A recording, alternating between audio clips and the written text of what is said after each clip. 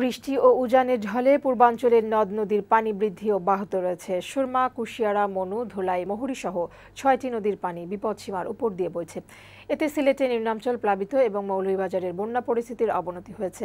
এদিকে ফেনীর পরশুরাম ও ফুলগাজীতে নদীর বেড়ি বাঁধ ভেঙে ১৫টি ইউনিয়ন প্লাবিত হয়েছে। এতে মৎস্য খামার, ফসল ও আঞ্চলিক সড়কের ব্যাপক ক্ষতি হয়েছে। প্রতিনিধিদের তথ্যচিত্রে ডেস্ক প্রতিবেদন। টানা বৃষ্টি ও পাহাড়ি ঢলে নদ নদীর পানি বৃদ্ধি অব্যাহত রয়েছে।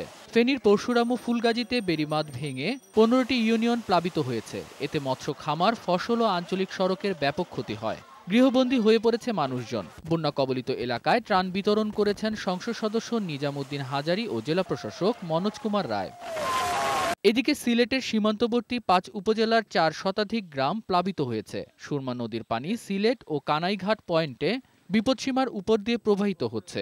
এছাড়া সিলেটের কানাইঘাট ও জকিগঞ্জে কুশিয়ারা ও সুরমা নদীর বাঁধের কয়েকটি স্থানে ফাটল দেখা দিয়েছে।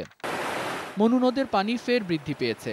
উজানের পানি মৌলভীবাজার শহর প্রতিরক্ষা বাঁধে আঘাত হেনেছে। বাঁধ চুঁয়ে অন্তত ২০টি স্থানে পানি ঢুকে পড়েছে। হবিগঞ্জে খোয়াই নদীর পানি বিপদসীমার ওপর দিয়ে বইছে। সুরমা ও কুশিয়ারা নদীর পানিও বেড়েছে। এদিকে পানি কমায় রাঙামাটির বাঘাইছড়ি, বরকল ও জুড়াছড়ির অবস্থা কিছুটা উন্নতি হয়েছে। এছাড়া ঝুঁকিপূর্ণ পাহাড়ে বসবাসকারীদের নিরাপদ আশ্রয়ে সরিয়ে নিয়েছে প্রশাসন। ডেস্ক রিপোর্ট, বৈশাখী সংবাদ।